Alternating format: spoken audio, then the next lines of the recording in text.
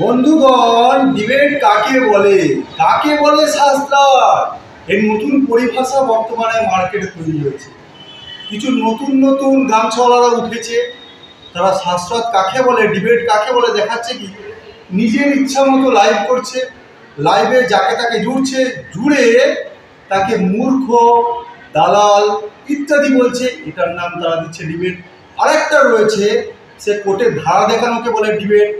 আর এদের লোক বলছে কি এরা সবাই মূর্খ, কি না মূর্খ বলছে কি, আর যে সমাজের মূর্খরা যুক্ত, মূর্খদের যুক্ত করছে আর বলছে তোমার শিক্ষাগত যোগ্যতা কত।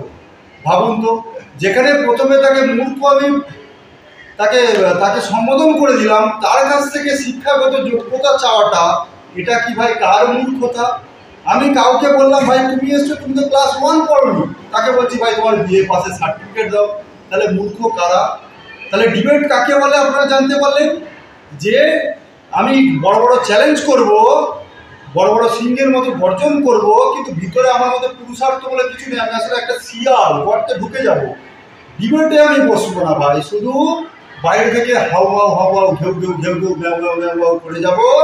আর কি লাইভে জুড়ে কাউকে দালাল বলে, মূর্খ বলে, তাদেরকে উল্টোপাল্টা কথা বলে, তাদের প্রশ্নের উত্তর না দিয়ে কেটে দিয়ে, এটাই হচ্ছে এদের ভাষায় হচ্ছে, এটা হচ্ছে ডিবেট। বাবু ছোট্ট করে কারণ আমি অবাক হলাম, ডিবেটে চ্যালেঞ্জ দেওয়া হলো, যেদিনই চ্যালেঞ্জ দেওয়া হলো আমি খবর পেয়ে ডিবেট গ্রহণ করে নিয়েছি। ভাই ডিবেটে চ্যালেঞ্জ দেওয়ার পরে ডিবেট যদি গ্রহণ করে নেওয়া হয়, তারপরে কর্তব্য কী থাকে? ডিবেট করার। ডিবেট কবে করবে তার কোনো হদিস পাওয়া যাচ্ছে না। ভাই চ্যালেঞ্জ দেওয়ার সময় দিয়ে দিয়েছো, হাওয়ায় ফায়ার করে দিয়েছো, চ্যালেঞ্জটা গ্রহণ করে সামনে তো করতে হবে ভাই। তুমি যতই পালিয়ে বেড়াও না কেন, ডিবেট তোমার সঙ্গে করে ছাড়ো। কেননা আমাদের ভাই ডিবেট করাই কার্য, আর তুমি আর্য সমাজকে ডিবেটের চ্যালেঞ্জ মেরেছো, তুমি কোথায় পালাবে ভাই? যতদিন পর্যন্ত ডিবেট করবে না, ডিবেট থেকে ভাগার চেষ্টা করবে, ডিবেট তোমাকে করিয়ে ছাড়বো, কেন তুমি ডিবেট করবে বলেছো। আর যদি তুমি ডিবেট না করো, তুমি লজ্জায় গায়ে মুখ দেখাতে পারবে না। কেননা আমরা কিন্তু অনেক কিছুই এই বিষয়ে খুব সিদ্ধ আছে যে আমাদের পিছনে কাটি মেরে চলে যাবে, ভাই সম্ভব না। ডিবেট তোমাকে করতেই হবে, আজ না হয় কাল, 1 মাস পরে, কিন্তু ডিবেট থেকে পালাতে তুমি পারবে না। আর যদি ওই এদিক সেদিক করতে থাকো, আমরাও কিন্তু সত্যকে উপস্থাপন করতে পারবো। আর সত্যকে উপস্থাপন করলে তুমি যে নতুন ব্যবসায় নেমেছো ভাই, ব্যবসায় নেমেই ব্যবসার থেকে দিয়ে ঘোরা পড়ে। একটা জিনিস ভেবে দেখুন, যারা ডিবেট করে তাদের প্রথম কথা বা কোনো ব্যাসাসনে বসে থাকে, তাদের প্রথম পরিচয় তাদের মুখের ভাষা, তাদের ভদ্রতা। আমাদের সনাতন ধর্মে একটা জিনিস শেখায়, অতিথি দেব ভাবা। অতিথিরা হলো দেবতা, অতিথিকে নারায়ণ বলা হয়। দেখুন তার সঙ্গে যারা যারা জুড়ছে তারা তো অতিথি, সেই অতিথিকে সে কী করে মূর্খ দালাল বলে গালাগালি দিচ্ছে। ভাই যার নিজের ভাষার উপর সংযম নেই, সে শোনাতে সে শাস্ত্র, আর আপনারা তার মুখ থেকে শাস্ত্র শুনছেন, এছাড়া বড় দুর্ভাগ্য আর কি হতে পারে? আমি পৃথিবীতে ভাগবতকার অনেক দেখেছি, কিন্তু মুখের ভাষা সংযতহীন এইরকম ভাগবতকার, যারা কিছু জানতে চেয়ে প্রশ্ন করে তাদেরকে গালাগালা করা ভাগবতকার, যেরকম ভাগবতকার আজও দেখিনি। তো লাস্ট কথা বলবো, এই ভাগবতকারদের আমরা আসছি খুব শীঘ্রই ভাগবতের খণ্ডন নিয়ে।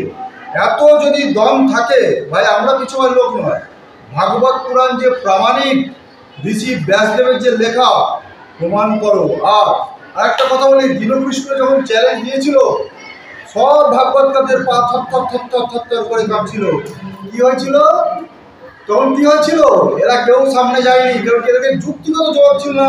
যে গালাগালি করছে, দীনকৃষ্ণের বাপমা ধরে ডাকছে, যুক্তিগত জবাব দেওয়ার জন্য আমি আর পবিত্র আর্য সমাজ থেকে প্রথম চ্যালেঞ্জ দিয়েছিলাম, যার জন্য আমরা আপনার চ্যালেঞ্জ অ্যাকসেপ্ট করলাম।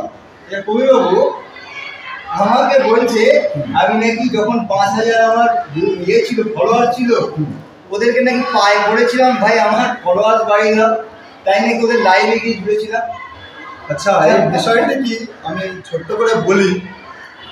5,000 যখন ফলোয়ার ছিল পবিত্র বাবু, তার একটা গুরু ছিল, বড় গুরু, সে ডাকে, এসো তুমি তো পুরাণের খুব আয়াত পাঠ করো, তুমি কোরআন বাইবেল তুমি সব কিছু জানো দেখছি পবিত্র, তুমি এসো। যখন আসলো তাকে বুকে জড়িয়ে ধরলো যে সত্যি তোমার মতো জ্ঞানী দেখিনি।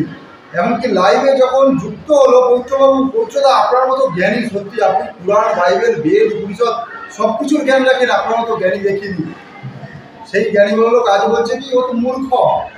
ভাই কে মূর্খ? প্রথমে প্রশংসা করে তারপরে সবিরোধ যে করে তারা মূর্খ না তো কারা মূর্খ?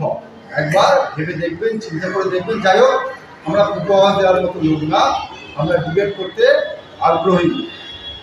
যাই হোক, মাটির তলা যাও থেকে সরে গিয়েছে, আমরা বেশি কিছু বলতে চাই না। আমাদের তো ডিবেট চ্যালেঞ্জ রইলো, সময় তারিখ ঠিক করো।